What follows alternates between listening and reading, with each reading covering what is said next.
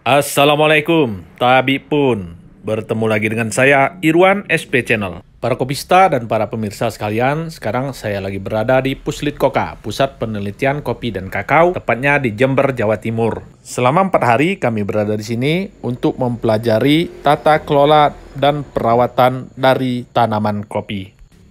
Bagaimana teknik-teknik yang dikembangkan di sini dan juga klon-klon apa yang dikembangkan sehingga dapat meningkatkan produksi tanaman kopi.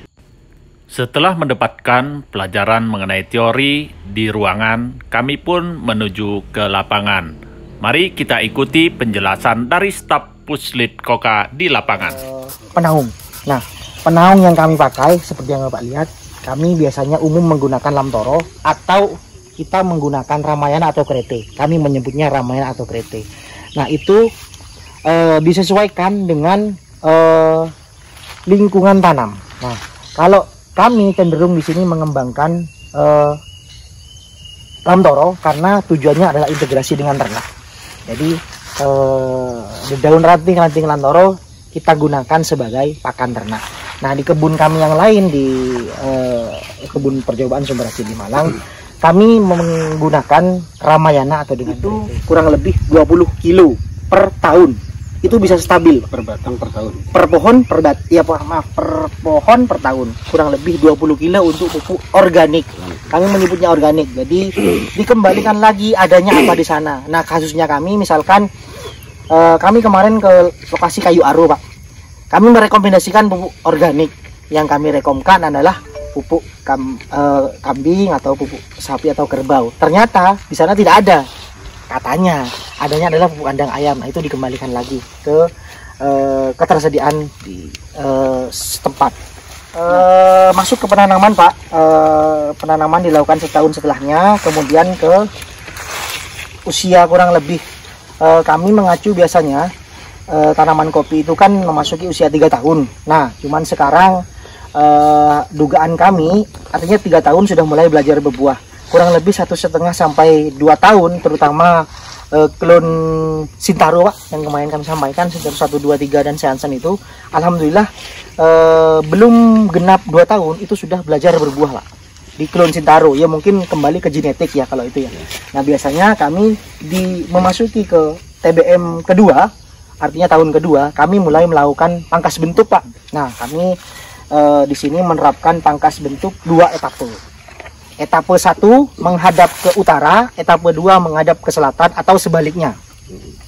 Artinya boleh menghadap utara selatan atau selatan utara. Nah, kami menggunakan arah itu adalah disesuaikan dengan penyinaran matahari yang optimal.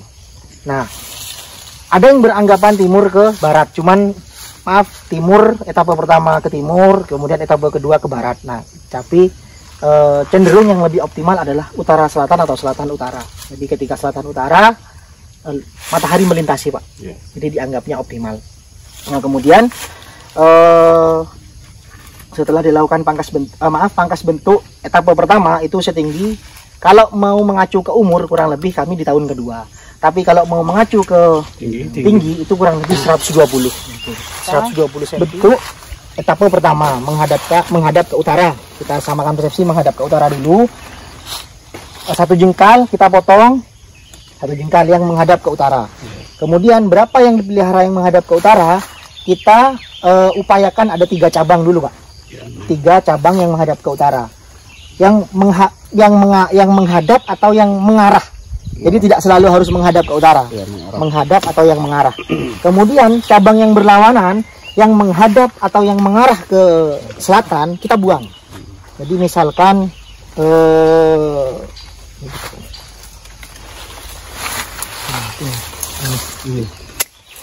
jadi yang di sini kita pelihara 1 jengkal dengan ditoping, Pak. Ditoping 1 jengkal sebanyak 3 cabang. Yang di sini yang mengarah ke selatan atau yang sudah berhadapan dengan selatan kita buang. Nah, cabang berikutnya yang di bawah dibiarkan. Asalkan pelihara 3 dulu. Nah, kemudian 1 jengkal berikutnya kebalikannya diharapkan ke selatan. Nah, dihadapkan ke selatan, sistemnya sama dengan yang etape pertama. Nah, kenapa kami memberikan pandangan 3 cabang dulu yang dipelihara. Jadi gini Pak, dari hasil pengujian kami dengan menggunakan percabangan seperti ini, harapannya 3 cabang itu menghasilkan 5 cabang produktif Pak. Di 15 cabang produktif etapa pertama, 15 cabang produktif di etapa kedua, itu bisa mengoptimalkan cabang produktif. Kalau cabang produktif kami itu parameternya dia terdapat kurang lebih 3 dompol. 3 dompol Pak. Dompol Pak.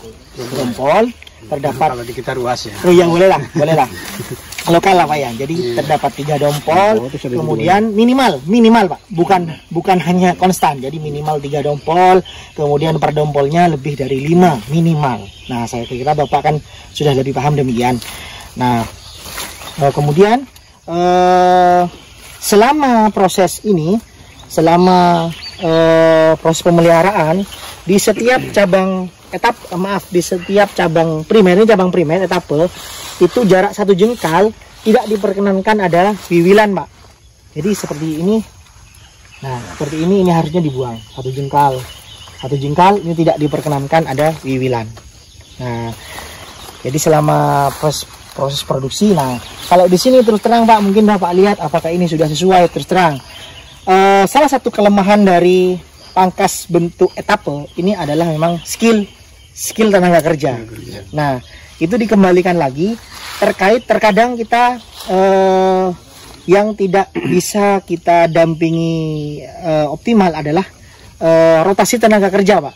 Jadi di sini satu etape ya Pak ya. Iya. Satu etape.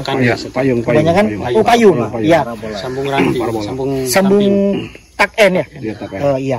Kami juga menerapkan juga yang tak N, cuman itu tadi sambungan tak N kan kembali ke skill lagi ya, kemudian ke pemeliharaan tenaga kerja juga.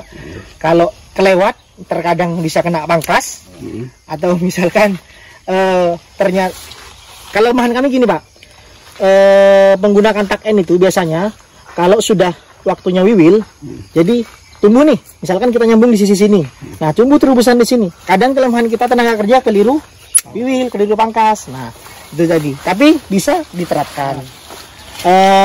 Kemudian kami di sini pemupukan sesuai GAP kami minimal itu kurang lebih kami biasanya karena di iklim kering, kami 2 kali pemupukan.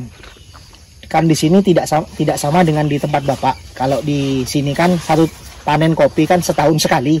Kalau di tempat Bapak insya Allah 2 kali kalau nggak salah. Betul ya Pak? Atau berkali-kali? Apa itu? Panen kopi. Panen kopi 3 kali, 4 kali. Bisa 3 kali ya? Ya sepanjang Bukit Barisan itu kan. Kalau di kami konstan sesuai teori. Karena memang iklim ya. Di kami 1 tahun sekali. Kalau Robusta kami insya Allah di sini bulan Juli sampai bulan Juli. Iya betul, Juli sampai bulan September. Nah, kami di sini mupuknya biasanya mengikuti musim hujan, Pak. 2 kali. Di awal musim penghujan dengan catatan biasanya kami tolak ukurnya, parameternya tanpa harus mengukur milimeter sekian ya. Kebutuhan kopi kan kurang lebih per bulan kan kurang lebih 60 mm per bulan tanpa mengukur itu. Jadi biasanya kami dalam setiap mengukur curah hujan tinggi, ketika dalam 1 bulan per minggunya hujannya sudah mencapai 3 kali minimal, kami sudah melakukan pemupuk. Diaplikasikan 2 kali dengan catatan usia kopinya belum mencapai 10 tahun. Lebih dari 10 tahun kami biasanya menambahkan dosisnya kurang lebih 200 pohon. 200 gram per pohon 1 kali aplikasi. Sehingga jenisnya kami menggunakan majemuk, Pak. Majemuk NPK ya. NPK majemuk. Komposisi 16. Kami biasanya kami karena di sini terkait dengan ketersediaan ya. Kami menggunakan Yaramila karena kan Yaramila mengandung sulfur, Pak. Jadi dia lebih cepat mengikat. Nah, kemudian Usama juga ya, Pak? Ya. Nah, ya. Di akhir musim penghujan kami juga dengan dosis yang sama. Nah, kita sudah menyiapkan salah satunya ini, Pak. Kalau Pak Irwan nanya ini ya.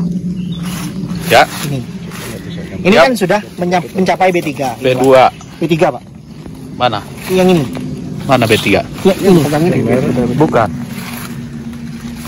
B3. B2-nya mana? Habis, Pak. Bukan. B2-nya sudah tahun lalu. Ini B3. Ini, Pak. Ini sudah mencapai cabang B3. Pak Irwan ini sudah mencapai cabang B3. Nah, artinya tahun ini ketika selesai panen, PLP-nya, pangkas lepas panen, berarti ini sudah dibuang nantinya. Potong. Diganti Diganti dengan ini.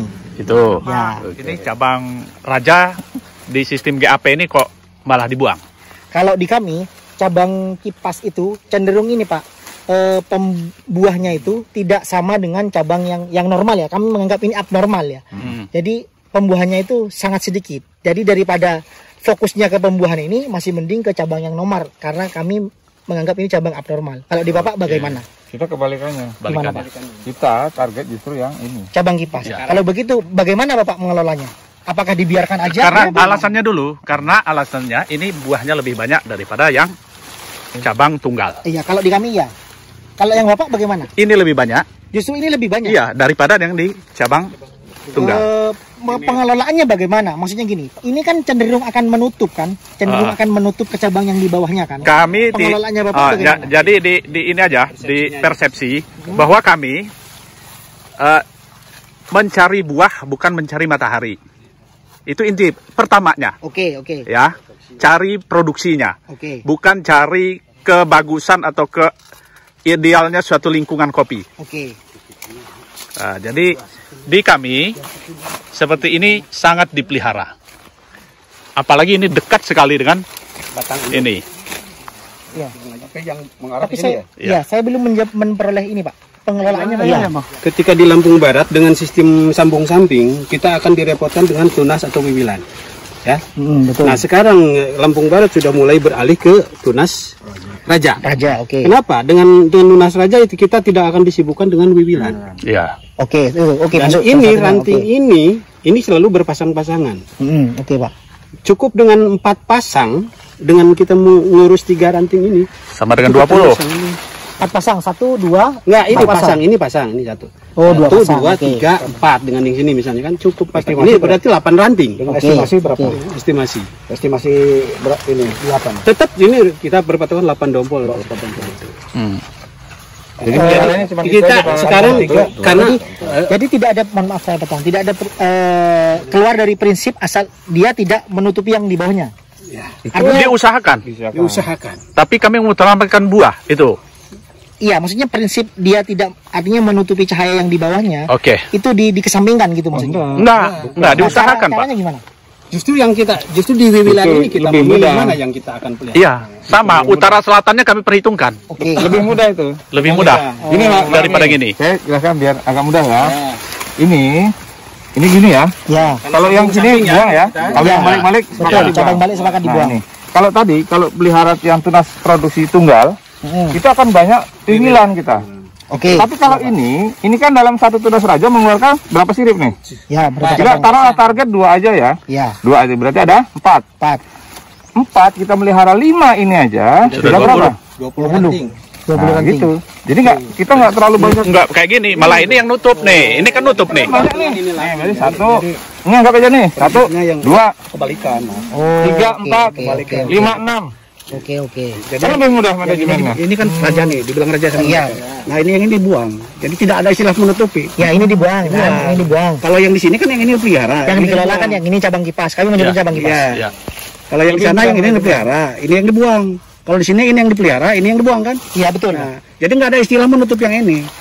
Karena ini Justru dibuang. karena ini dibuang ya. Iya. Jadi perhitungan yang diperkuat kemarin ini. sini, perhitungan HKOA kemarin dari Pak itu kalau di sini terlalu besar HKOA. Iya, 300. Jauh dibandingkan 2 kali lipat. Karena kita dipermudah dengan ini tadi. Nah, ini Lampung Barat sudah mulai berarah ke sana. Ya. Lebih efisien, Pak. Kembali ke skill tadi. Kalau di melihat sini kopi robusta, kita masih memakai sistem budidaya yang lama ya, istilahnya ya mungkin dianggap tua ya, tapi masih kita pakai. Namanya etapa 1, etapa 2 gitu ya. Formula E. Kalau dulu pernah kita coba etapa 1, etapa 2, etapa 3 gitu ya, sampai 3. Setelah diteliti, ternyata yang paling bagus juga etapa ini. Ya cuma tadi sekilas saya dengar dibahas mengenai wiwilan. Memang di kopi itu kita sibuk dengan wiwilan ya. Gimana caranya kita modifikasi supaya tidak sibuk dengan wiwilan. yang memperbudak kita kata gitu. Iya. Oke. Ya memang betul apa yang jenengan katakan, memang betul. Karena kalau tanpa wiwilan, tanpa kita mengendalikan wiwilan itu nutrisinya akan terserap dengan wiwilan ini. Ya. Jadi ini kadang banyak buahnya tapi bobotnya ringan gitu. Biji-bijinya juga kurang besar gitu kadang. Karena wiwilannya terlambat, sering terlambat kita ya. Di wiwilan, terutama yang wiwilan dari bawah, dari batang bawah itu. Kita pakai 308 kan betul-betulnya yang bisa dikatakan anti nematoda gitu ya. Memang terbukti memang anti nematoda karena dia regenerasinya sangat bagus perakarannya. Jadi yang kita kembangkan dengan sistem 2 etapa ini, etapa 1 di sisi timur, etapa 2 di sisi barat, jadi atau dibalik di etapa 1 di sisi barat, etapa 2 di sisi timur, atau utara selatan, terserah. Sebenarnya arahnya tidak kita wajibkan harus utara selatan atau barat timur, tapi gimana caranya ideal untuk tanaman yang kita miliki, yang kita budidaya gitu. Selama ini kita pakai etapa memang, etapa 1, etapa 2. Etapa 1 ya kita kan kalau budidaya kopi kan standarnya kalau di Lampung Barat 1 tahunnya per hektarnya bisa berapa, Pak? Apanya, Pak? Keringnya. Produksinya? Produksi kopi kering berapa? Rata-rata 1,2. 1,2. Tapi kalau yang sudah 4 ton, 3 ton sudah mulai ada juga. Ada juga dengan bukan etapa ya, tapi lain Iya. cara ya, lain cara. Ya, Etapa 1, Pak. Tapi satu etapa ya. satu etapa. Sistem pemeliharaan dengan menggunakan metode etape dapat menghasilkan produksi sekitar 1 hingga 1,5 ton biji kering. Di Lampung Barat telah dikembangkan sistem dengan menghasilkan produksi bahkan sampai 4 ton per hektar. Baik para kopista dan pemirsa sekalian, sekian video kali ini. Semoga bermanfaat bagi kita semua. Jangan lupa like, share, komen, dan subscribe. Sampai bertemu lagi pada video-video berikutnya.